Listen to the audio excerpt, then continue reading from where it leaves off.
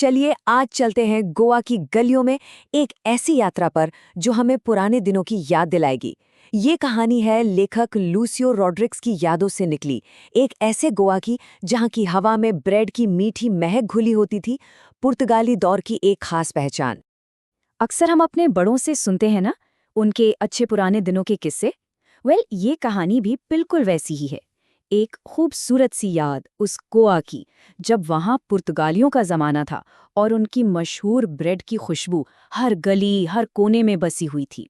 तो बात ऐसी है कि पुर्तगाली गोवा में सिर्फ शासन करने नहीं आए थे, वो अपने साथ लेकर आए थे ब्रेड के लिए अपना प्यार।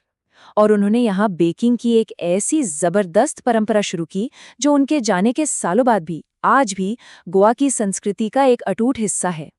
लेकिन यहाँ एक बहुत दिलचस्प बात है, वो जो पाव खाने वाले थे मतलब पुर्तगाली, वो तो चले गए, पर बनाने वाले आज भी वही हैं। जी हाँ, वो बेकर्स आज भी मौजूद हैं, उनकी भट्टियां आज भी जलती हैं और ये हुनर पीढ़ी दर पीढ़ी आगे बढ़ता जा रहा है। और गोवा में इन पारंपरिक बेकर्स को एक खास नाम से जाना जाता था, पादेर। ये शब्द आया तो पुर्तगाली भाषा से था, लेकिन गोवा की मिट्टी में ऐसा रचा बसा कि आज भी उनकी पहचान इसी नाम से है। तो चलिए अब लेखक के साथ चलते हैं उनके बचपन में। उन दिनों में ये पादेर सिर्फ ब्रेड बेचने वाला कोई आम इंसान नहीं था। नहीं, वो तो एक दोस्त था, एक साथी, जिसका बच्चे रोज बेसब्री से इंतजार किया करते थे। जरा सोचिए, सुबह सुबह का सन्नाटा है और अचानक एक आवाज आती है, चंग चंग।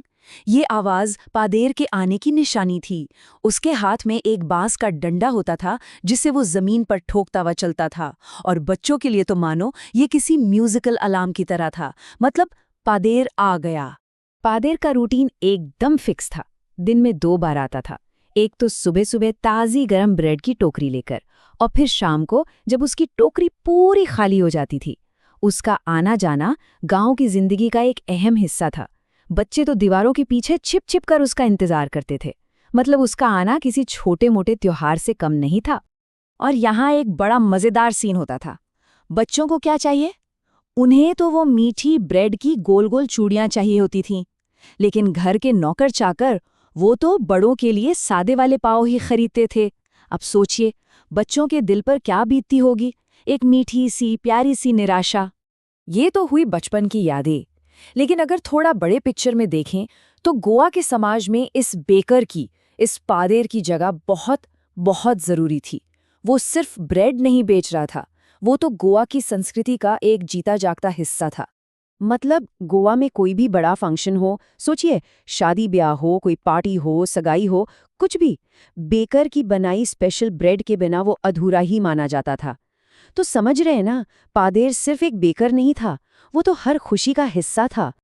अच्छा, इन पादरीने की एक और खास पहचान थी, उनकी ड्रेस।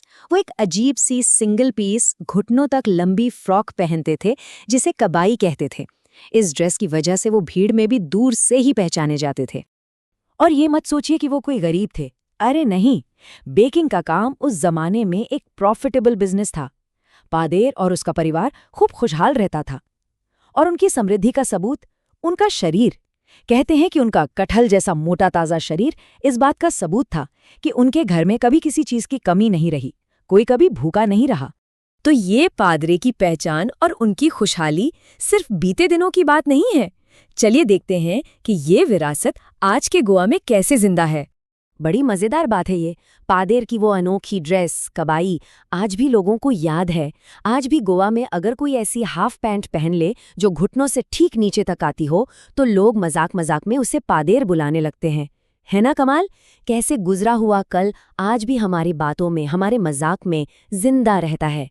तो ये थी कहानी गोवा के पादेर की, एक बेकर की जो सिर्फ ब्रेड नहीं बल्कि यादें बनाता था।